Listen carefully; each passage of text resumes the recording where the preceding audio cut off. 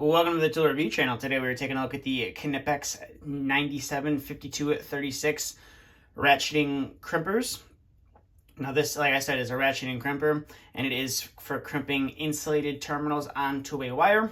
They do sell different variations of this tool.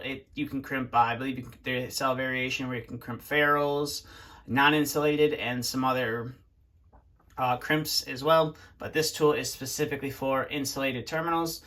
So as you can see right off the bat on the tool, you have the Knipex name laser etched onto the tool, which is nice. You have your model number, which like I said is 975236, and right below that is made in Germany, which is nice. Made in Germany tools always seem to have a good build quality to them, and they seem to last forever. And then coming down to here are your different wire gauges you can crimp with this tool, so that you can strip from 0.5 to 6.0 millimeter to wire, or for me, I would be using the American wire gauge, which is 20 to 10 gauge solid and stranded wire. And then you have a little picture laser etch on there of the terminals this tool can crimp.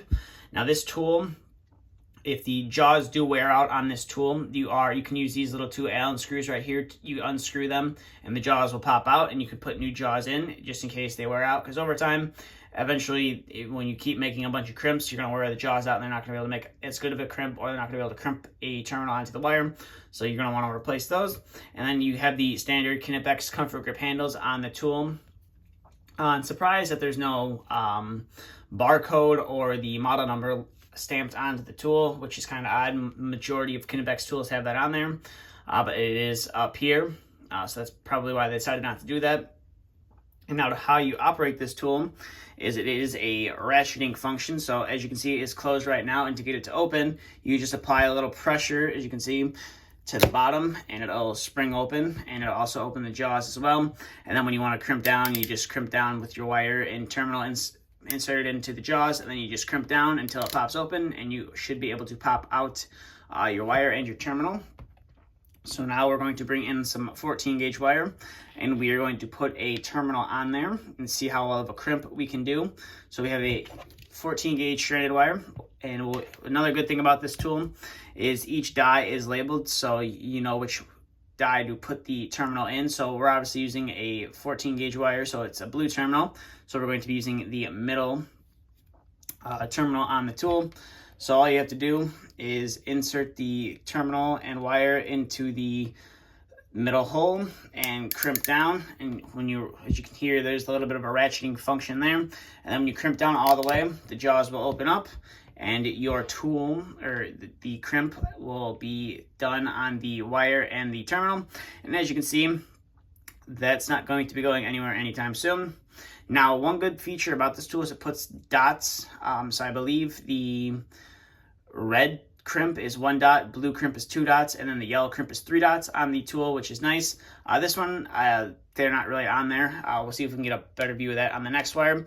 So now we'll bring in some 12 gauge stranded wire right here, and we'll put a terminal in there, and we'll see how well of a crimp we can get on there. So obviously yellow is going to be the very last terminal, and we'll line up the tool, and then we'll give it a nice crimp down on the tool. So this is 12 gauge stranded wire, and as you can see right there, the terminal is crimped on there fairly nice. Now I probably had a little too much of the wire stripped for this terminal, but you can see right there, I hope you can see right there, there are 3 little dots in the tool right there, or in the terminal right there, which is nice. And again, this terminal not going to be going anywhere anytime soon.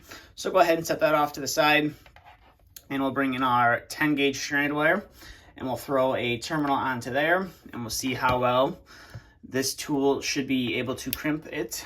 You can see right there, tool is, just got to reopen the tool right there, insert the terminal into the yellow die, and give the tool a nice squeeze. And as you can see right there, it did a decent job, or it did a very nice job crimping that terminal on right there. And you can see the 3 little dots up there as well.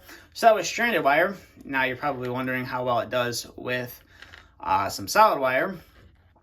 So we're going to start off with, actually, you know what? We're going to start off with our biggest wire, which is the 12 gauge solid wire. So we'll go ahead and put the terminal on there, line up the crimping holes, or line up the terminal in the crimper, and we'll give the tool a nice squeeze. And as you can see, it is not, that terminal is definitely not going to be going anywhere anytime soon. And as you can see, there's two little dots at the top right there. If the camera would focus, you can see there's two little dots up there, and that terminal not going to be going anywhere anytime soon.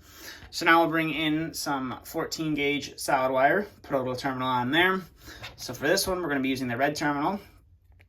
So you just insert that, and then you squeeze down on the tool. And as you can see, 14 gauge terminal, definitely not going to be going anywhere anytime soon. So we'll put that off to the side, and we'll bring our last terminal in. We'll see how well we can crimp a 18 gauge solid wire onto a terminal. As you can see, it is quite loose, so hopefully I'm able to crimp this on with the wire still on the terminal. And as you can see,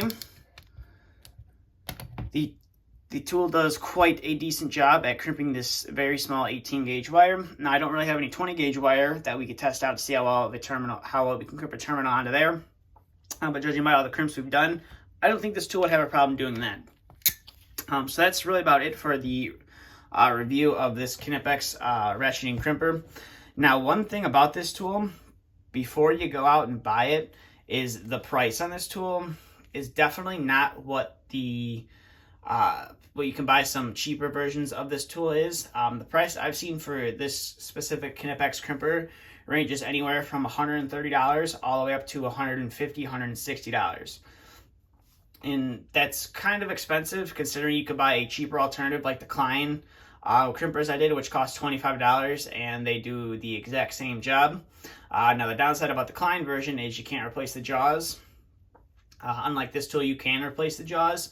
Now, keep in mind, being a Knipex product, the jaws are also going to be expensive, and I believe the replacement jaws for these, if I'm correct, I've seen them go for $90 to $110, $115 just for the jaws or the dies, whatever you'd like to call them. So that's, a little bit of a downside about this tool, but it does extend the life of the tool, which is nice. So if you do wear out the jaws, you can replace them. As long as Knipex is still making them, you should be able to replace them. Now, you can also buy this tool in a different variation. You can buy it where the jaws will pop out. You get like this little circle that it's either 3, or you can buy it in 5. It has all the crimping dies on there, so you can buy 3 different crimping dies, or you can buy 5 different crimping dies, and you can just slide the terminals in and out onto here instead of having to unscrew them, which is a little bit different. But those models are a lot more expensive than this. So if you really don't want to spend the money on a ratcheting crimper, this is probably not something for you. But if you do want to spend the money on a crimper that's going to last and you're able to replace the components, or at least replace the jaws on the tool, this is something you should probably take a look at. I will leave a couple links in the description for this tool, and I will also leave a link to the dies in the description as well if you are looking to buy some replacement dies when you buy the tool, or you want to just or your tool needs replacement dies and you're not really sure where to go and buy them. I will leave a couple links to those in the description below. But that's all I have for this review, so thank you for watching. If you have any questions, comments, concerns, please feel free to leave them down in the comment section below. Like I said, I will also have links to this tool in the description. But that's all I have for this review, so thank you for watching. And if you are new to the channel, please feel free to hit the subscribe button if you want to see more content like this. I try to upload a video at least once a week. Every Friday is what I try to aim for.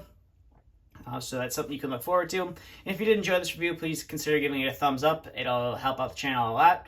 But that's all I have for this review, so stay tuned for the next video to be uploaded.